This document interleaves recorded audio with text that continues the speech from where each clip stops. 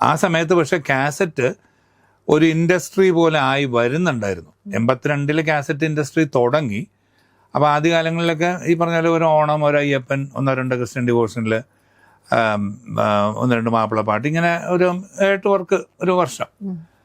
പിന്നെ അത് ആഴ്ചയിൽ 8-10 വർക്കായി. അങ്ങനെ അല്ല, ഒരു മാസം 8-10 വർക്കായി. അങ്ങനെ ഒരു ഇൻഡസ്ട്രിയിലോട്ട് ഇങ്ങനെ ആ ലെവലിലേക്ക് വരുന്ന ഒരു കാലഘട്ടത്തിലാണ് ഈ ആക്സിഡൻറ്റ് പറ്റുന്നത്. അതുകൊണ്ട് പിന്നെ ഞാൻ 86 മുതൽ എറണാകുളത്ത് താമസമാക്കിക്കൊണ്ട് കാസറ്റ് വിട്ടില്ല.